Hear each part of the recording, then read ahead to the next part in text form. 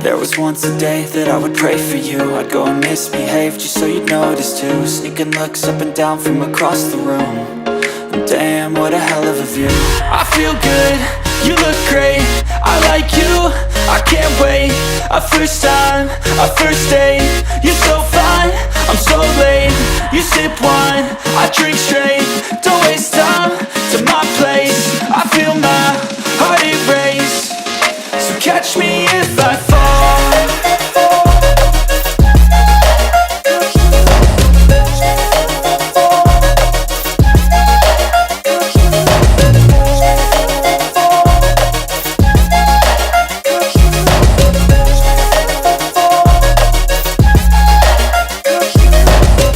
I'm falling fast, sitting here praying that this night's gonna last.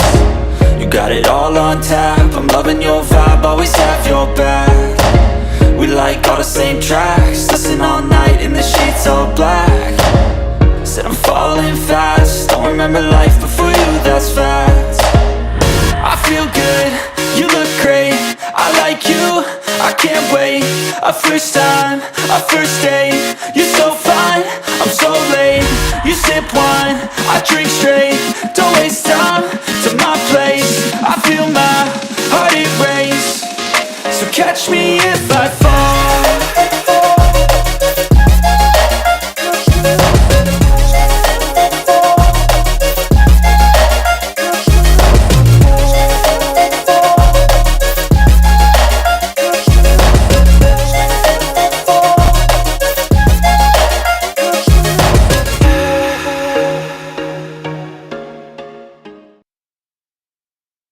Party people. Yes. Hello, party people. Sean, how you doing, man? Doing good. Doing good. And look who is there first yet again. Our hombre, Humberto. Hey, Humberto, how you doing, man? Hello, party people. So welcome. If you're here for the first time, just to lay a little groundwork, we've got two channels going simultaneously. We've got ShineLikeaProAZ, which is Sean's channel. You might be tuning in from his channel. And then you have my channel, which is AutoFetishDetail. I am Darren Priest, and welcome. Thanks for joining. We tune in every Saturday evening at 6 p.m. Pacific time. So by all means, tune in, join in every week. That was a good intro. And throw down your questions. This is a detailing channel. Sometimes we actually remain on the topic of detailing. Sometimes we venture off the reservation and go out into the weeds and the unknown of all kinds of topics. But for the most part, this is where you can get your questions answered from me and Sean. Sean is my backup, but I have 35 years of professional detailing experience. So I've been around the block a few times. I've also been dragged around the block a few times and been run over a few times. So I'm speaking from experience. With that said, Sean, guess what? What's going on, Darren? Isn't it like a big announcement you want to make? Yeah, I am officially a grandfather for the first time as of today. My son delivered their first son, named him Dean. One of my best friends' name is Dean. Anyhow, so that's the big news for me, which I was super excited about and can't wait to fly up and see my first grandson. So yeah, that's the big news. Awesome. So with that said, I am curious because you speak Española, Sean. Yes. And how would you describe that? Meaning, because Spanish is a massive generalization because there's so many types of Spanish, correct? Dialects and accents, whatever. How would you say what yours is? Mine is actually Humberto will be able to attest to this. So my Spanish from Peru, and translation is called Castellano, which is the closest Spanish dialect to Spain. I was going to say, isn't Castellano, isn't that a city in Spain? I don't know what it's a city. I know it's Spaniard. So Spaniard Spanish is Castellano, and Peru is the only country in the world that's closest to the Spanish in Spain. Like the words. Yeah, they're similar. Like the way people talk. Yeah. Of course, in Spain they have a very distinct accent. Hey, you know Uh, what? Coincidentally, my um, son, who just had his kid, yep. he lived in Spain for 2 years, and he knows Spanish and the whatever dialect you want to Right. call that from Right. Spain. That's what he knows. Yeah. They when they talk, it sounds like they're like Castellano. Like it sounds like they're like slurring. Oh, really? Yeah. Like, that's And what it how sounds like to me. different is that than, let's say, like Mexico as a whole? Mexico is very different, but also different. Where depending on where in Mexico, their Spanish changes too. Yeah. And I guess Uh, that's like anywhere. Like here in the US, you've got this what we call a southern draw. yeah. You've got the hillbilly, anyhow. And it was when I lived in Scotland, and you could get wildly different accents based on what city you're living in. North, south, central Scotland. Yeah. Like It in varies. Peru, there's it's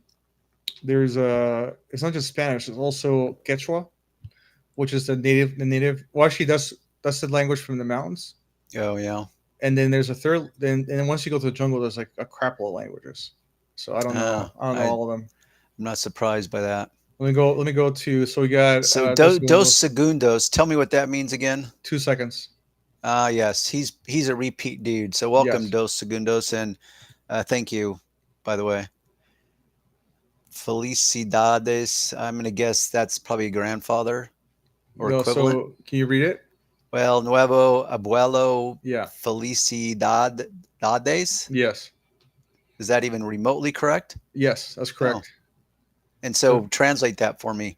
it means new grandpa. Congratulations, Darren. Oh, so the felicidades is congratulations. Yes.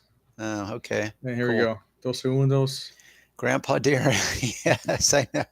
Because I didn't feel old enough as it is. Now I feel that much older, but that's a good way to feel older. People say Spanish, but it's Castellano. Say that again for me, Sean. Castellano. Castellano. Yeah. But it's Castellano. Castellano. Yeah. Spanish is Spaniard. That's what it is. Okay. Okay. Huh. Educate me, Humberto. Yeah, there's 7 languages in Spain. What? 7? Remember, the languages are composed of regionalism. Yeah, makes sense. Yep. Makes sense. So today, Sean, you thought it'd be kind of cool if we discussed some tools of the trade, and Yes. more precisely, tools that I have brought from other trades Yes. and that is one of my points of contention with this world of detailing is you have these manufacturers that want to separate you from your money, and they have all kinds of slick ways of doing it. But I'm not completely opposed to that. My gripe is that if you're going to separate us from our money, please do it with products and tools that are truly good and are superior and will produce the desired results.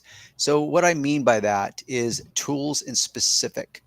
So for example, I started well before the internet existed. So I did not have free access to all this information that we have today. And so like shopping for detailing stuff for me meant to physically driving to a store of some kind. And it could be, I mean, they just were almost non-existent. These detail shops, they were just virtually non-existent. And so you had to rely on, I don't know, I guess creativity. For me, it was a combination of being creative and being industrious and resourceful. So I started very early in my career sourcing my tools from wherever I could find them, from brushes to scrub pads, you name it. But along the way, when the internet came to be, and then the companies started, emerging and gaining popularity and notoriety, it's like, okay, you've got these like generic scrub brushes. Yeah, they'll work, but they're not nearly as good as the ones that I've found, like just shopping at Target, for example, or just the auto parts store. I'm trying to think of some of the places. I Well, mean, really, Darren, why don't we talk about the pads on the Amazon like this, the okay. non-scratch super long one, and explain what it is for? Okay, well, there's two. So let's start with this one. So this looks, I don't know if it's the exact pad that I use. It looks identical, put it that way. Yeah. So specifically, there's probably 200 different suppliers on Amazon that make this identical pad. Doesn't matter. I just love it, love it, love it. See, wait, yeah, right there. See what they're Yeah. doing? They're Yep. cutting it down to a usable size. Right. So for whatever reason, these pads come in an oversized rectangular shape. And what I do, because of, I've got decent sized hands, I cut mine in half. And it's essentially the size of my hand, and it just makes it super user friendly. And what's great about these pads is they're synthetic, which means you can wash them out and you can use them over and over and over. And they're malleable, which means they will mold to not only the surface that you're working on, but your hand. So very few surfaces of the interior, and that's what I use these for, were interior detailing. Very few surfaces are completely flat. In fact, I don't know if there's a single surface inside of a car. Well, I can picture a couple.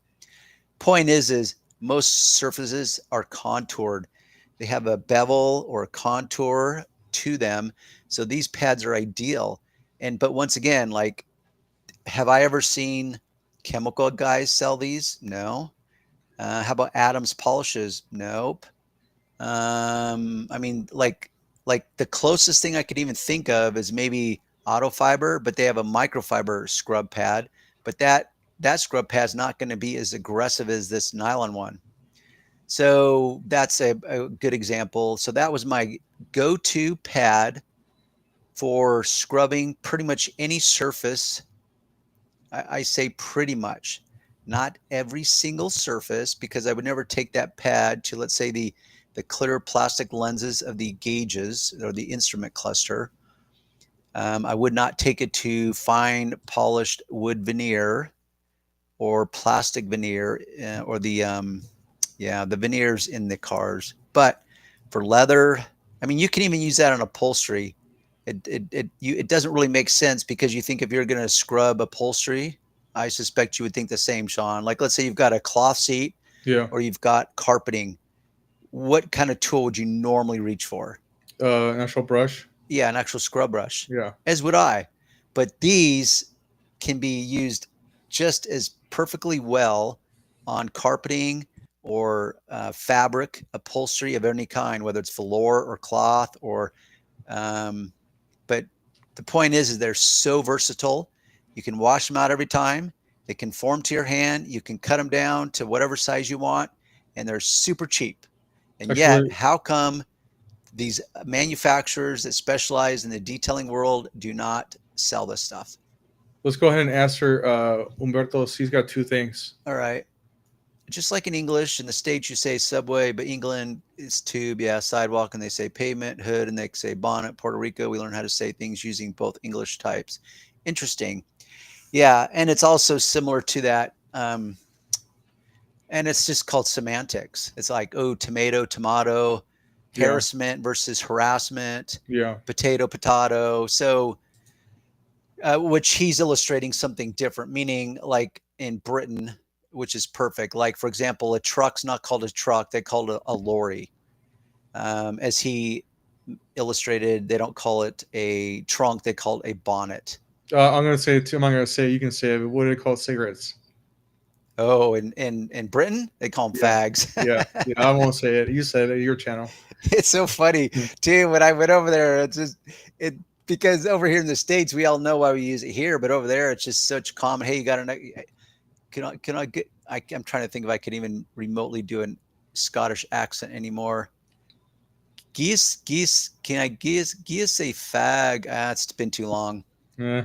Are those melamine pads magic erasers? No, they're not. These are, I don't know if you can zoom in or if they have a closer picture. Yeah, there you go. It's literally like a rat's nest of synthetic fibers. Um, so it's very different. And there was, if you go back, Sean, to the page with the thumbnails of scrub pads themselves, I think there was a magic eraser type of pad on that original page. Yeah. I think that maybe those blocks, those white block looking thing? Is that a bunch of stacked up? No, they're not magic erasers. These are White all. scrubbing. These No, are. I don't mean a name brand, but the melamine. He's talking about the type of material it's made out of, which is the magic eraser material. Oh, I see what you're saying. See, so those white cubes, that's what Berto's talking about. But no, this is different. No, that's not it. I can see now the separation in those. Yeah, I don't Anyhow, think they have them here, but go on. yeah, and we can look it up next. But point Yeah. is while we're on this page, you see, okay, next to the lady's hand, Yeah, it says Scotch Brite on the right. Yeah. Is that a green pad? yeah, it is. Okay, so this is a heavy duty Scotch Brite pad that I also use, and this will scratch. In fact, it will scratch glass. How do I know that? Two ways I know that. One, I tested it out myself. And secondly, I had an employee decide because he wanted to cut corners and there was a bunch of bugs on the front of this Lexus. And he decided to use one of these pads despite my telling him do not use on glass. And he decided he was going to get the bugs off quicker by using this pad.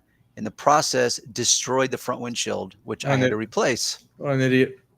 Yeah, it was a frustrating moment. Point is I carry both with me. So this one is for the heavy duty. In fact, that video you just edited, Sean, I use one of these pads to scour the heavy duty plastic threshold plate of my van. Yeah. And because some of those scuffs that you get from shoes are so, see what happens, it's friction. So when you're like sliding into the car very quickly and your heel of your boot or shoe or whatever scuffs the threshold plate, it causes a lot of friction and literally will like melt that your part of your heel on into that plastic. And so if you just try to scrub it with a normal scrubbing pad, often it proves ineffective.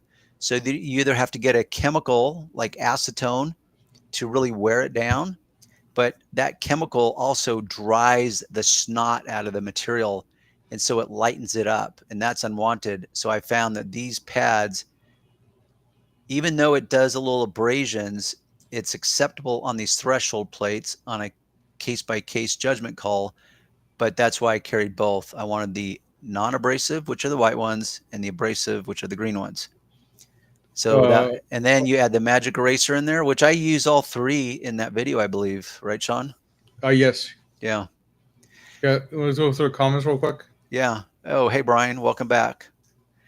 Thanks for joining us, party person. I use the magic erasers on interior glass when they have been smoked. Man, I take all that gunk before using my towels. Yeah. And I recommend that too in my videos. If you have, I mean, seriously, there's some people that like, they clean the window inside of their windows like once every 10 years, whether it needs it or not. And that haze and outgassing can be so thick. So the magic eraser can be very effective on that. Okay. So, I also want to make a quick comment too on windshields. Yeah. Is I made a stupid mistake a long time ago. I had a crack in my windshield and I bought this cheap, really cheap windshield. I was like, wow, this is really cheap. I don't understand why it's so cheap. I found out it's because it's not treated. So, because they treat the interior and exterior of the windows, and it fogged up like really bad. And no matter how much I cleaned it, it wouldn't come off. Oh, really? Yeah. Huh. So I would say spend a little more money and get one of the treated windshields. That's my recommendation to people out there. Don't be cheap like me. Yeah. There you go. Here's Umberto. Dude, England, this guy's been everywhere. When I went to England, it was funny and had to help some tourists from the States who were looking for the subway, and British people told them to go down to the tube. I had to translate them. It's the subway, dipshit. Yeah. Just the tube, I know. Never use those pads on glass since they're very abrasive. Also avoid using them on tinted windows. Yeah. Well, I suspect he's referring to the green pads that you have shown up on the screen. Yeah. Yeah. Definitely not on tinted windows, and definitely not on glass in general. They are. It's so weird because, for example, you can use steel wool, which, wait for it, is literally made out of metal particles, metal fibers, and you think like, well, surely that would scratch glass, but it doesn't. And you think this abrasive pad that's made out of synthetic stuff, how is it that that can scratch the glass, but steel wool won't? It is bizarre. It really defies logic in my brain. Yeah. Anyhow, so there's 3 tools right there, all scrub pads, admittedly, but I had to go outside the industry to produce better results in my world as a detailer. And then one of the other tools, for example, is before these detailing companies started making these ultra fine detail brushes, I just went to a women's makeup store and bought a women's makeup brush and all sorts of types of brush heads. And those became my fine tuning, fine dusting brushes. And it's only been in, I would say, probably the past, we'll say 10 years, that I would say that the industry now has detailing brushes that are essentially women's makeup brushes. But once again, before the internet, this didn't exist. And so it's like, Darren needs to find a more delicate detailing brush in order to brush off specifically the dash components. And so I would shop for women's makeup brushes, and they proved very effective. And they are expensive, by the way. I mean, now they're part of this thing called commodity hell.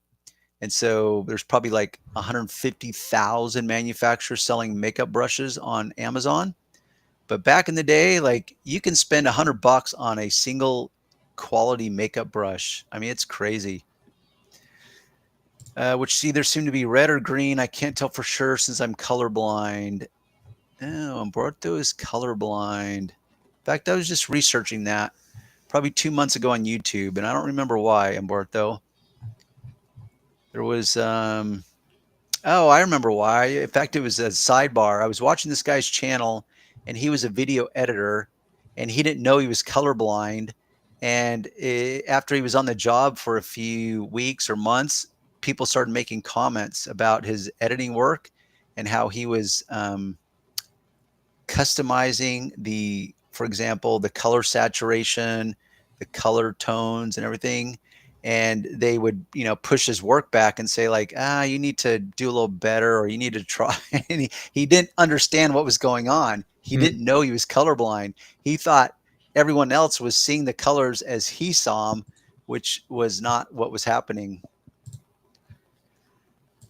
Okay, so yeah, but you could go on now, look up detailing brushes, Okay. and you'll see what look essentially like women's makeup brushes that the detailing industry finally decided to embrace, like Yeah. 50,000 years later.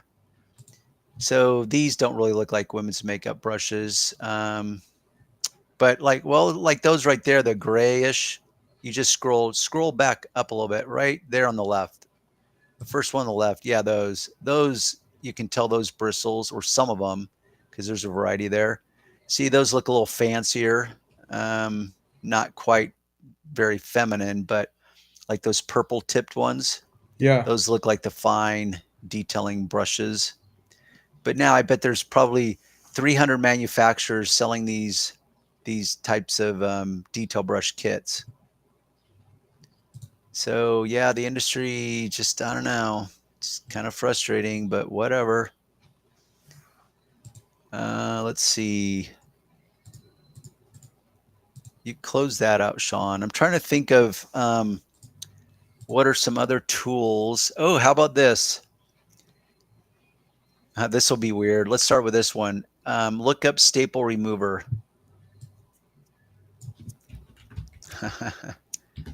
I'd love to hear another detailer. Okay, so look up at the. Okay, you see those colored? There's 4 colored ones that look like handles, like curvature Yeah. handles. Yeah, Yeah. click on those and see if you can find a picture that shows it. Or yeah, the tip. Okay, you see that tip? It's a plastic handle. It's colored. Okay, cool. But the tip is metal, and it's not sharp, as in like a knife sharp, but it is sharp because it's thin, very rigid metal. And honestly, metal and cars in general are not a good combination because metal will do damage. So what I found though is, for example, if someone can picture, I don't know, maybe you can pull it up, Sean, just a center console of a generic car with a shifter on the floor, like in the center console. You mean like a manual or? No, just an automatic. You know how some some automatics have the shifter up on the column. Yeah. Some have it on down on the center console of that's mounted to the floor. So you've got the shifter gate, and then typically there's a plastic housing around it. See if there's a picture. Okay, probably. Let me think which picture you could pull up because it's very specific. How about the second row down, right in the middle? It's mostly black. Yeah, mostly black and silver. Click on that. Can you enlarge it? Yes. This isn't exactly the sample I'm looking for because this looks like it has a boot. It does. So, but point is, and everyone will still understand what I mean, is around that boot where it butts up against the plastic ring around it, you know, that silver plastic area, Sean? Yeah. In that crevice, a lot of dirt accumulates in there.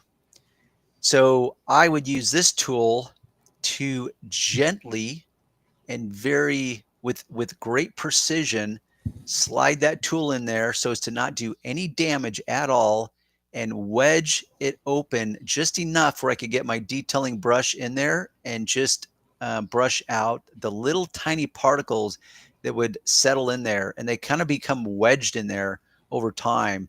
And so if you detail out that whole center console perfectly, and then you're looking at it and it's like truly perfect, but now you've got all these little tiny particles wedged in that seam. It's just annoying AF. And so I went in search, and one day, I don't even remember where I was at, but I found this, and I didn't even know that was a staple remover. I just found it at like the stationery section of a store. And I thought, wow, check this tool out. And I thought, oh, this is a staple remover, but I know what I can use it for. So I carried that in my bucket jockey as one of my tools. Nice. So the next one, go to, and we've talked about, okay. Umberto. Use a search on fine brushes, and I have used them for years to get dirt on tight places. Yeah. I think any detailer that's dedicated to the craft is going to go in search of that right tool. I'm here for the fetish group. Well, Mark, you are in the right place. Yes, indeed. I like the little the emoji, or what would you call that? Little moniker icon? It's an emoji. Okay. Yeah. So, Mark, welcome back. Welcome, Mark, and your humor back to the fetish group. So that's what I use, staple remover. You want to go to the next tool, or? Yeah. Okay. Keep going. So look up oral gum stimulator. And there's going to be two, actually there's two. Okay, we'll start with this one. So click on that top left. It's just a single handled. Yes, that one. See if you can hover over it. I want to show the tip. Okay, you see that tip? That's made out of rubber. And by the way, it is replaceable. I actually use these every night on my own teeth. And what it's intended to do is to be soft enough where you can put that little tip and slide it in between your teeth and your gums to get the debris, which is a perfect point, because detailing literally is that. It's about the details. So if you were to imagine, I wish I could draw this out. Like if you used a scrub pad,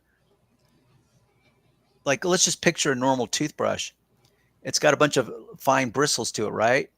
So most everyone that brushes their teeth accept that those little bristles are going to get in all the little tiny crevices of your teeth, which they do, but not really. Yeah. Because those little bristles will not go up into your gum area, right where your gums meet the teeth, because it's kind of rounded.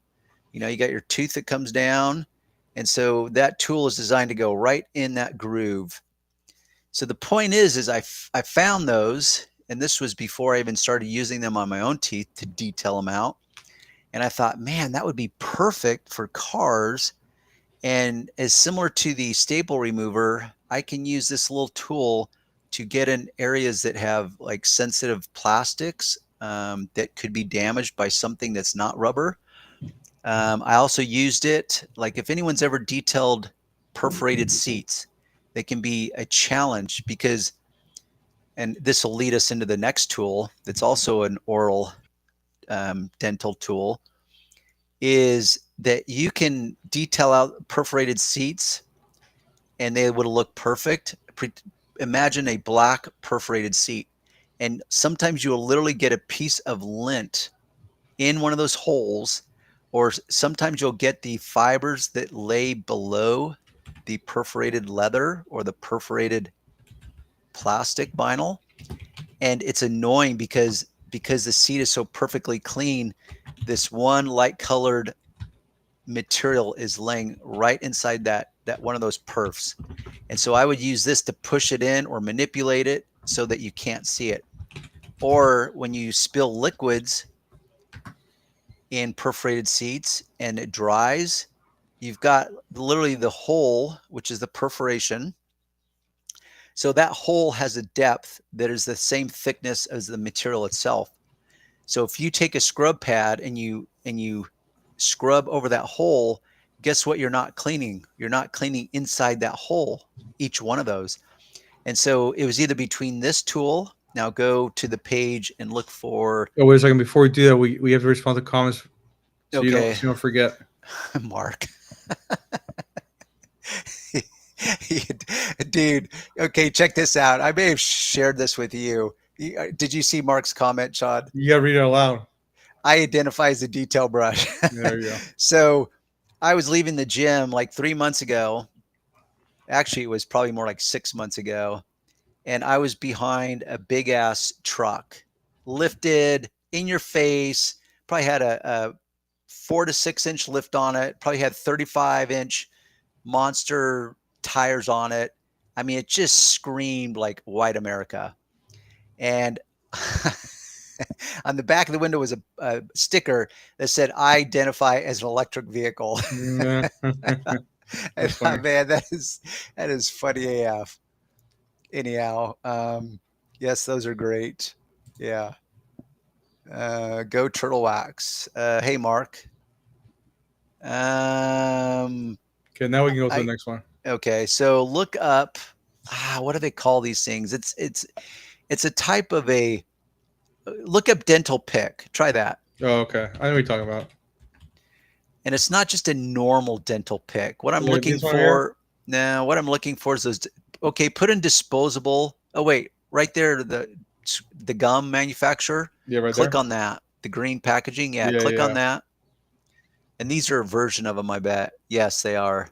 So scroll on. Will enlarge the tip of that one where you can that actually one? see the tip. Yeah. Yeah, right there. So you see that tip. Now they make different kinds of this. This is kind of a rubberized tip, I believe. And it's got these little tiny, for lack of a better word, bristles that stick out. And see these pictures Sean's scrolling through. It's meant to get into these really tight places. So these are even better than the previous dental gum stimulator for douching out the perforated holes of leather. So once again, if you have a spill, like if your customer has spilled something liquid on their perforated seats and it dries, if you use a normal scrub pad or scrub brush, it's going to just clean the top surface. You're going to need something to douche out those individual holes where the liquid dried in there. So this one is good, but there's ones that actually have actual bristles to them. I don't know if you can find it. I can find it, Sean. Umberto. Dental pick. Yeah. And then here's a mark from Mark. AliExpress will have what you're looking for. Do we know AliExpress? Is that what am I confusing? What's the douche? Yeah. You need to douche out those holes. What's the big competitor of Amazon? There's Temu. Oh, Temu is what I'm thinking of. But maybe is there an Alibaba? Yeah, I don't use that. I don't remember. I know what you're talking about. Also, the dental picks that have the dental floss. Yeah, except those are dual purpose, as in I do use those at night. to floss my teeth, but it's got the sharp end that can pick in between your teeth also. Darren, who do you think was the all-time best interior detailer on YouTube besides yourself, of course? Well, seeing how you're being specific, Mark, as in the best interior detailer, I have no idea because honestly, for one, I did not binge on too many other detailer channels. And there's a reason for that, by the way. Well, two reasons. One, I had a life. So I used YouTube for what I needed to. I was not trying to consume more of my life on it because I have so many things that are going on. So I did not spend time watching other channels. And secondly, I didn't want to be tainted by their content, meaning I wanted my content to be as original as possible because I knew I had a lot to bring because I'd been doing it for so long. And the channels that I did watch, to me, failed, not miserably, but they failed. I could tell they were not in the business. They were casually in the business. I Well, could tell they were not speaking from decades of experience. what's Sean? the guy, Ammo guy? The Yeah, New York guy? Larry Casillo. Yeah, his Yeah. channel is pretty informative. I used to watch him and you, both of you guys. Oh no, his channel's informative, but I can take every one of his videos and I Yeah. could shoot holes into why I would say no, he's still a YouTube detailer. He's not a professional. Yes, he likes to geek out or nerd out, as he says, on these Yeah. technical stuffs, but you can learn that stuff outside of the real detailing world. You can learn that stuff in a laboratory or whatever. Like, so for example, he has a very popular video on doing a scratch repair. Yeah. It's got like millions of views and he does a good job. Right. But there's two things that no beginner would know. A, there's a reason he chose a black car because it's the easiest color, which is ironic. It goes counter to everything else with black because everything else with black is difficult. Yeah. It shows the dust, it shows the scratches, it's just difficult. But when it comes to matching paint, nothing is easier than solid black paint, which is why he chose that car. Secondly, filming does not capture everything as it does in real life. And it's a paradox because often the video lighting or the video as per the lighting of the moment will capture stuff that is confusing, meaning in real life you're looking at it and you're saying, oh man, this is going to show up great, and then you get in front of your monitor and you're editing it and you're like, what the f, where did this come from? Like, why is it showing it like this? That's not how it looked in real life. Right. And so some ways it works against you and some ways it works for you. So in that moment, based on his lighting, that repair that he did, I think it was on a Mercedes AMG or a G-Wagon. Yeah. And I could instantly say, it's like, I know why I picked this exact car to do this on, because it's going to produce the best results based on a video moment. Right. And he doesn't explain this to the audience. He doesn't say, hey, by the way, if you're here in real person, you are absolutely positively going to see this, and you're going to see it from 20 feet away. But guess what? It's still better than taking it to the body shop for a lot of people. He doesn't explain and clarify that, which is how I knew he wasn't truly a detailer, and he's not used to working with paying customers. So to answer your question, Mark, I'm probably the wrong guy to ask because I did not consume a bunch of other detailers' videos. And honestly, it seemed like most of them at the time were dealing with just the exterior. I didn't find too many that were dealing with the interior. So honestly, I know you were partly joking as when you said aside from myself. I would actually say that probably was me, but I'm also limited. We got more comments. I know the answer. Okay, tell us, unless that's rhetorical. Larry Casillo M. Is that your vote, Umberto? Is he the best interior? No, he was just saying what I said about Ammo. Oh, no. So tell us, Mark. Carlos Serrano. See, I don't even know who that is. Maybe he's a big time YouTuber. I have no idea.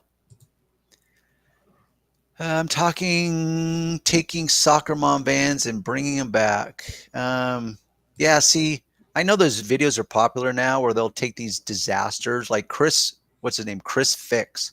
I know you love him, Sean.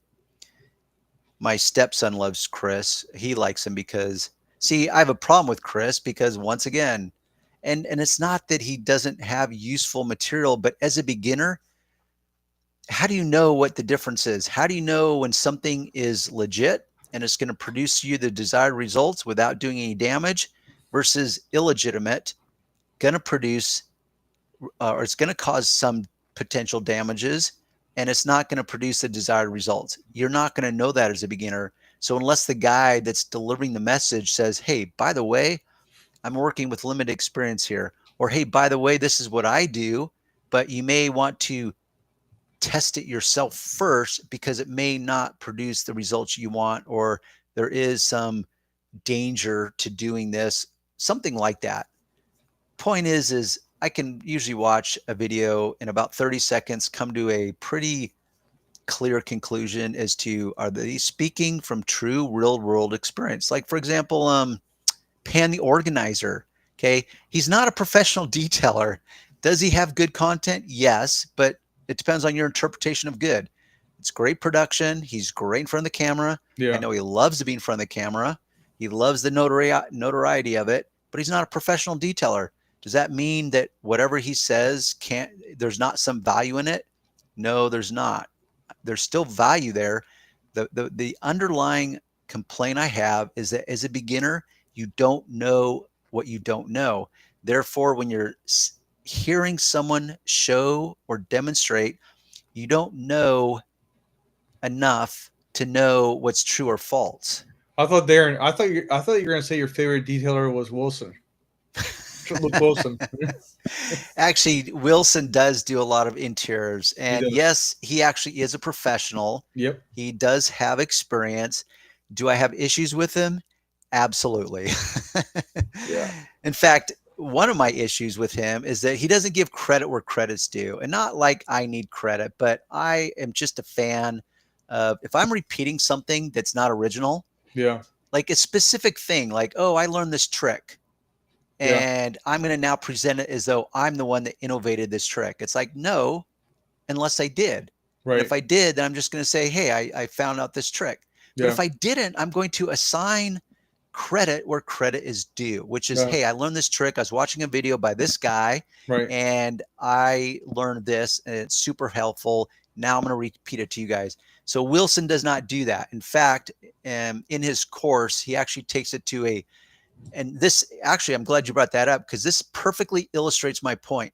So in Wilson's course, Luke Wilson's first course, I paid for it, and he shows rapid remover and he uses it as a spot cleaner. Okay, that is a gross misrepresentation. Rapid remover is not a spot cleaner. And to clarify what I mean by that, because most people, when they think of spot or stains, I believe they come to certain conclusions. Rapid remover is not that. I introduced this product to the world of detailing over 10 years ago. It's probably been, well, it's probably as old as my channel is because that's about how long I've been using it. What this product is superior at is a grease dissolver, an oil cutter, a adhesive remover. It is fabulous. Now, what I did is I started using this when I did my debadging jobs, and it works better than any other, even better than solvents. Like this will work better than even acetone or rubbing alcohol or mineral spirits, or what's the other product? Not acetone. I can't think of what I'm Oh, thinking of. rubbing alcohol. I already said that, I Okay. think. Actually, acetone is quite a bit stronger than rubbing alcohol, but there's another product that I'm thinking of, this acetone. Point is it is more effective than that.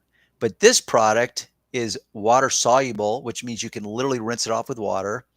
And so I started experimenting this and I thought, well, wait a minute, if this dissolves adhesive, which is a rubber type of gooey, non-water soluble material, what else can it be used on? So I started experimenting and it works fabulous for tar removal. It will literally, like, you spray this on the exterior when you've got a bunch of tar splatter up on the rocker panels, and you can just watch the black tar or asphalt dissolve and start dripping down. Also, for gum removal. If you got a big wad of chewing gum on the carpeting inside, or even on the exterior, because sometimes, like here in California, it gets super hot. And if some dipshit left a big wad of gum in the street and now it's all Oh yeah, melty, yeah. and now you drive through it and it splatters this gum up on your rocker panels, and it's a pain in the butt. So I use it for that. But if you have gum on the inside of the carpeting, I just pull off the big chunks and then I use rapid remover to dissolve the gum. Also, if you have true oil or grease marks, stains, whatever you want to call them, on the upholstery of your car, and I mean the fabrics, this stuff will dissolve it. So I use it as a pre-treater, but I would never say in a video or to a beginner that this is your spot cleaner or spot remover, because it's completely ineffective on what most people would consider stains or spots, like blood stains or coffees or teas or colored stains. Completely ineffective. In fact, it's not even a cleaner at all. It's just an adhesive remover. So if you're trying to shampoo your carpets with this, it would work great on any oil or grease based dirt. But as far as traditional dirt, it's going to prove completely ineffective. Hey, So Darren, that's the point. Go ahead. sorry, I mean to cut you off. So I was thinking this, like, we have some comments to read, and what I Okay. was thinking was take this time because we're running close to the end. So what I was thinking was telling the audience, take a bit, well, you read the comments, they should start asking questions. Yeah. If you So guys, read or ask questions if you guys have any. yeah, I remember Stauffer or Stauffer. I don't remember how you pronounce that yeah, name. I can't even picture what that guy looks like. Or Detail Geek, yeah. which I don't remember who that is either. It's been too long. Sorry, Well, guys. I can look them up. I know who they are. Like, I mean, I don't know them personally, but there he is. Detail Geek is the guy who does the he's the one that brings his. He's got like over 1 million subscribers. He's the one Yeah. that brings him to his house, like the worst cars ever. Oh, He's not a okay. professional detailer. Okay. And then He's the other the guy, YouTuber he's a detailer. YouTube, yeah. Yeah. And then the other guy is Stauffer. Isn't it Stauffer Garage? Suffer. Try Garage at the end of that and put detailing. Oh, he's right there. There he is. I only man, it's been so long. Yeah. I can't even comment because it's just been too long. Like, I don't know if I've ever watched a Detail Geek video, but I know I've seen Stauffer, but it's just been years. Okay, we'll go through the comments. Jeff from Sporties is the GOAT. I don't know who that I is. don't know who that is either. I know who Darren is though. Yeah. One great on real mechanical work is Rich rebuilds legit street cars. And yeah, Umberto, I suspect you know a lot of them. Jason Kilmer. Oh God, don't even get me started on that guy. He's a British dude, and that guy to me is the biggest hack. In fact, he pisses me off. That's not. Is that his name? No, he's a YouTube guy. And he's just so ghetto. I mean, the guy has like probably 2 million subscribers now. No, it's Scotty Kilmer. It's Scotty Kilmer. Scotty Kilmer, the mechanic. Oh, he is. I know he is. He bugs the shit out of me. Yeah, I'm this subscribed to his dipshit, and I channel. don't mind saying that. Hmm. He is a total hack. Like, I've seen enough of his clickbait video titles and his videos where he just basically says whatever the hell he wants. Like, Well, Mercedes, for example. Oh, Mercedes are over-engineered. It's like, oh, I guess according to you. Well, he's got like 2 million subscribers. He can say whatever he wants.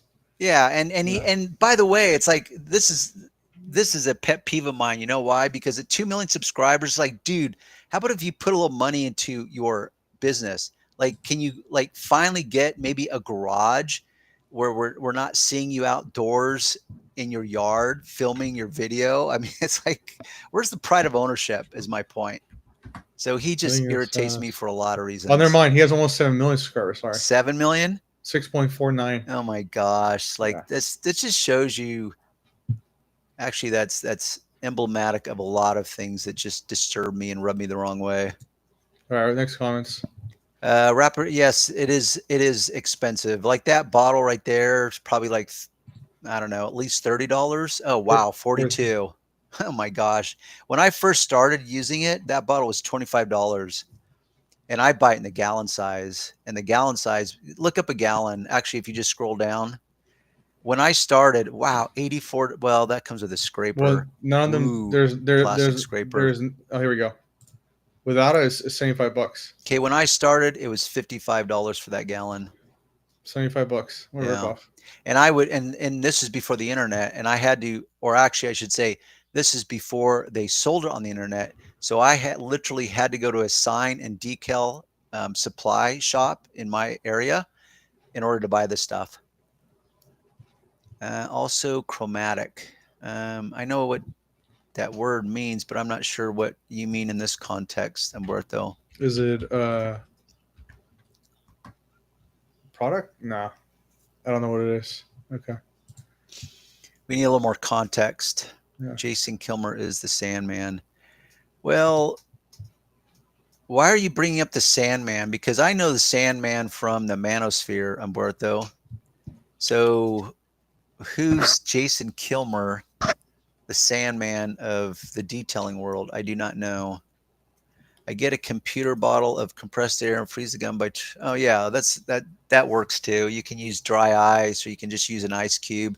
The problem is Umberto, is even when if you freeze it, you're able to pull out the big chunks, but there's still going to be some residue behind. So that residue is where the rapid remover would come in. It will clean any of that residue 100% away. Up now, Dito is a Canadian CPA, which I don't know what CP like. Oh, I guess he's literally a CPA who turned up now as a detailer. Yeah, Accounting. that's like that's just like Pan the Organizer. I mean, look at his channel name. It's not called Pan the Detailer. It's called Pan the Organizer. I believe, and I've never taken the time because I don't care, that if you looked at his channel and you followed the history from his first video, that at some point he did a video on detailing type of content and discovered it was very popular and then just ran with it from there. Carcraft, the guy from Australia, is amazing. Yep, have not heard of him either.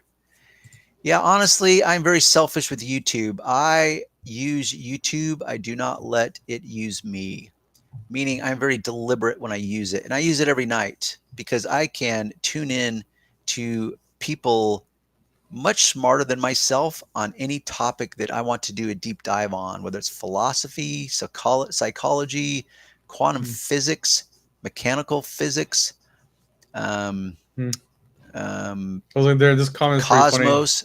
Scotty is like Bernie Sanders. Yeah, it kind of is. That's probably a good comparison. Who does detailing mechanical work? Yeah, like I love YouTube in that respect because it allows me access to people I would never have access to the days before the internet. So it's great. Yeah, I understand the acronym now. My son is a CPA.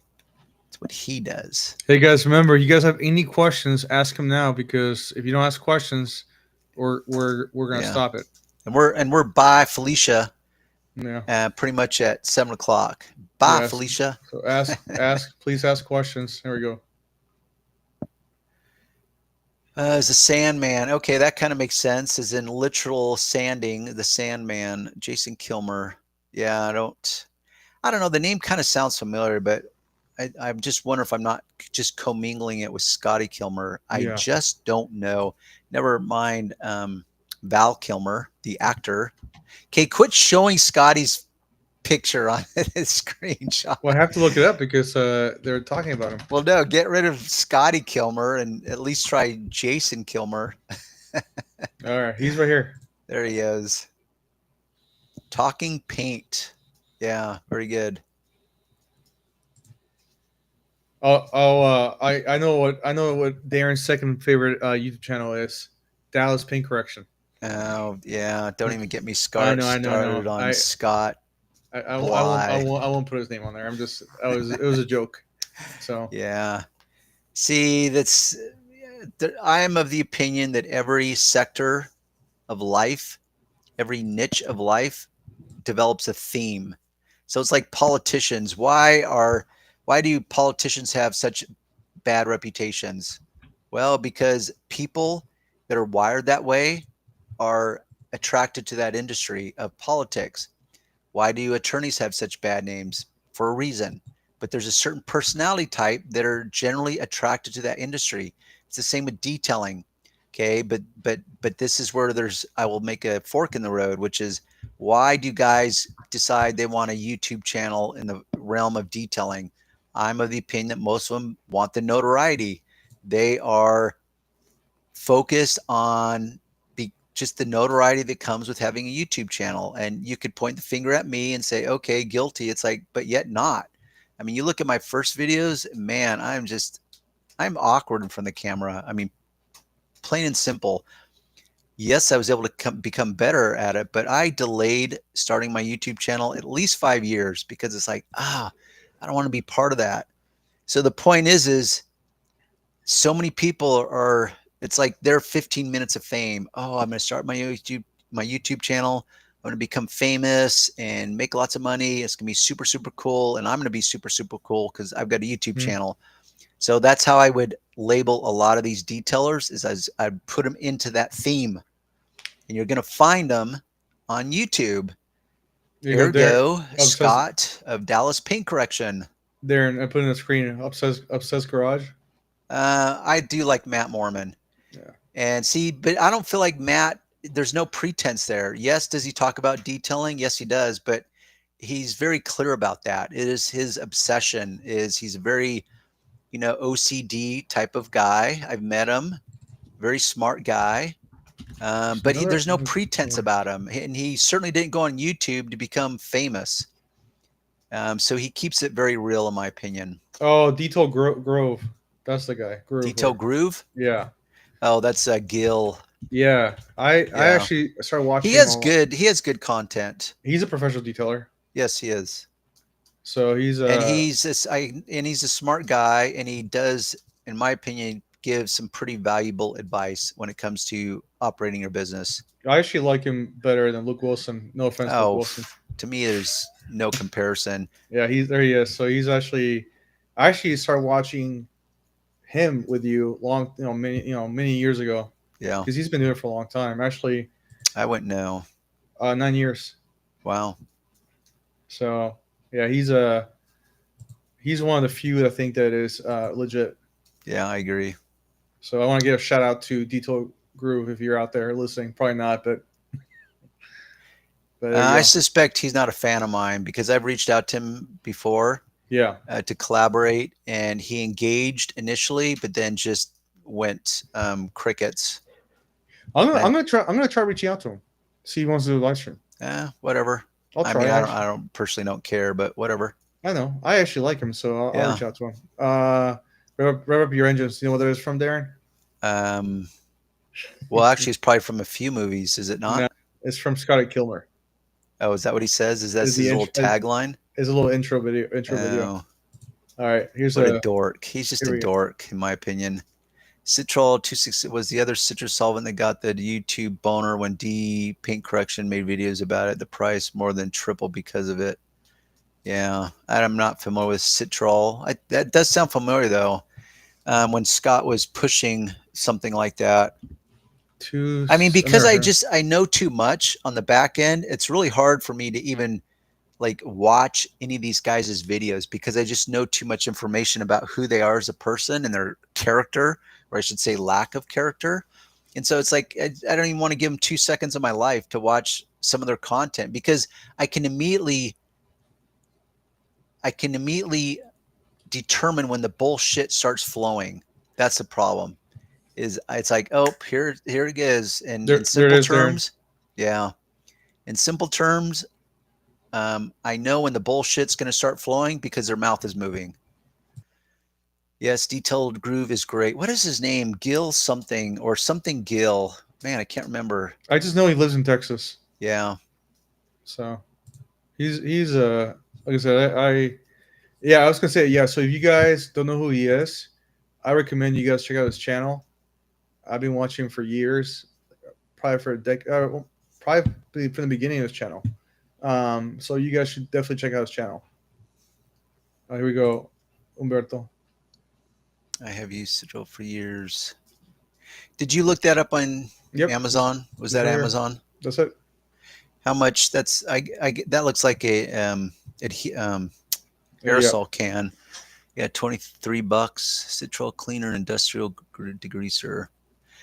Yeah, I'd be curious to how it compares to rapid remover. Yeah, because literally cool rapid remover, I will use it. That's another area I use it was on engines. Like for example, California. What? I thought he was from Texas, but I guess he's from California. Who? Dallas? Dito Groove. Well, he lives in Texas. Yes, that's what I thought. Because I remember I watched his videos. And yeah, I'm pretty sure he's not in California, Umberto. I'm pretty sure he's in Texas.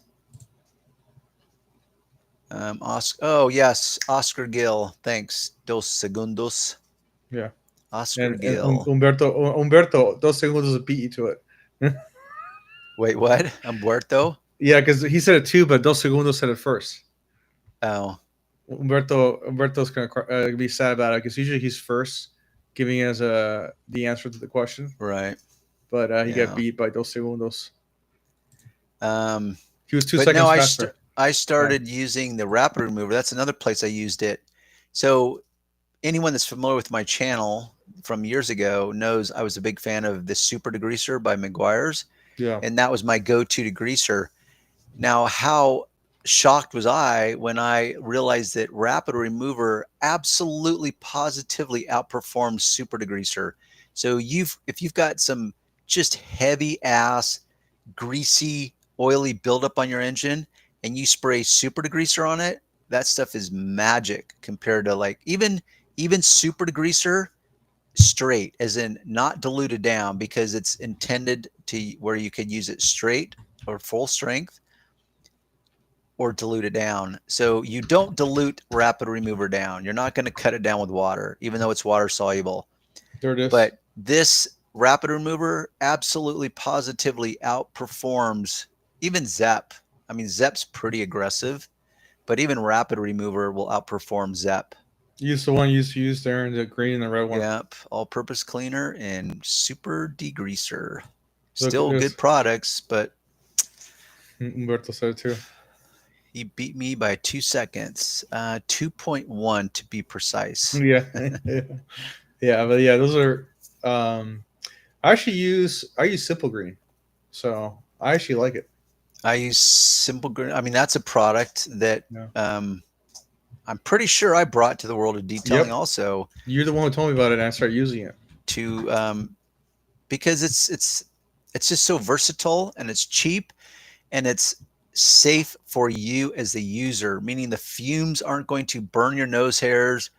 They're not going to damage the capillaries of your lungs. It's not going to cause any chemical burns. I mean, it's just, but it's an effective general cleaner. Don't expect it to work miracles on dirt that's, been around forever. But honestly, I mean, you have to be realistic about dirt anyways. When you have porous materials like carpeting or velour or cloth, dirt eventually does stain, as in it just literally stains the material if it's light colored.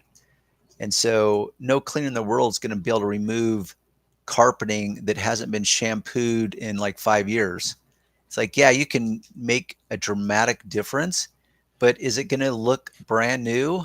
No, it's not. But Simple Green, it's pretty effective. Yeah, so I look at it, $6 for a gallon of concentrate. That's cheap. Yeah, like really cheap. Makes you wonder what they're selling in that stuff. Just water. Yeah, essentially it is. Yeah, the one that I used to use is also this one, Purple Power. Yeah, that's pretty good all-purpose cleaner also. Yeah, it's actually stronger than Simple Green. Yes, it is. This stuff works which all you have to do is read the label, meaning I would be willing to drink Simple Green. I would never be willing to drink that. Yeah, this one. Dare. Yeah, so this one I like a lot. It's cheap too, like $7. Yeah. And then the other one is also, which I've talked about before. LA Awesome, right? Yeah, I love that stuff. I know, and it's cheap. which is a silly name, by the way. If I was a It is. marketing guy and they came to me, we want to call this LA Awesome. It's like, no, that's not. Let's not run with that name. LA totally awesome. Yeah, But right. look how cheap For it is. sure, awesome. Like totally for sure, awesome. Two 1 gallons for $25. That's cheap. Yeah, That's that's cheap. this stuff right here, like when it's like basically concentrate, like with very slightly diluted, it works really well. Yeah, it It's does. I love this stuff. You can often find it in the dollar stores. At Yeah, least you used to. yeah, no, yeah, I remember that. Yeah, But yeah, I used to buy it. I used to have always carry this Purple Power and Simple Green. Those are the ones I yeah. carried because they're cheap and they did the job, and customers never complain. Well, right on. All right, Okay, look at that time. Simple Green is spray 9, which I don't know what spray 9 is. I can look it up really quick. Of course you can. Of course I can. I think I've Looks seen like this before. another generic all-purpose type of cleaner. It's more expensive than the other ones, though. I think I've seen this before. I've never used it though. Who's the company that makes this? That labeling looks like Scotch Brite labeling. The green, the red, the layout of it looks very reminiscent of that labeling. Doesn't Here you matter. go. Here you go, Darren. Did you try Super Clean Degreaser? Another one that got the boner during that time. DPC used it in his channel. Oh, Super Clean. Yeah, it's got a purple. I have tried it. And it's very effective, but still not as effective as Rapid Remover. And that stuff's pretty caustic. Is in just Wow. the fumes. $29 for a gallon of concentrate? Yeah. It's expensive. It does work, but and what's frustrating, like look on the enlarge that little green thing. It says like biodegradable ingredients or something. Yeah. That's such a misrepresentation. I mean, this stuff is filled with all kinds of caustic crap, and just because it's biodegradable, that's just one of those weasel terms that the industry can use to make us as the consumers feel like we're using something that's safe. That's just absolute BS in my opinion. All right, Liberty, thanks for joining in with us this evening. Yeah, make sure Maybe you we'll guys see you next week. Yeah, make sure you come join us next Saturday at 6:00, and don't forget to like both channels if you can. I really appreciate that. And if you're not subscribed, subscribe and share it with people who may are looking for knowledge. And actually, I get comments on videos real quick there, and people asking questions all the time. Yeah. My response is always join us Saturday at 6 p.m. for a live stream and ask, because our questions are very vague. Right. So I say come to the live stream and you can ask as many questions as you want.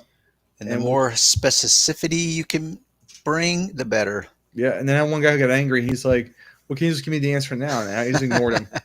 That's funny. Yeah, I was like, has a powder version that mechanics use in the garage to absorb oil. Yeah, I'm not surprised. Yeah, what was the stuff for your hands, the orange stuff? Oh, yeah, with the little abrasive particles in it. Yeah. What is that stuff Agent called? Orange. That's it. I think that's what it is. I can't believe I pulled that out of my butt just now. Because I used to use that. Is it really called Agent Orange? No. Do you, Umberto? Do you know what I'm talking about? Fast Orange. That fast something. That's it. Is that it? Fast Orange. That's it. Yeah, that's stuff I Why use did for I my say hands. Agent Orange? That's right. From a movie, and is that from Apocalypse Now? I don't know. Yeah, it is. Agent Orange is something from the war times, Vietnam War, I believe, and I maybe it's something with war times.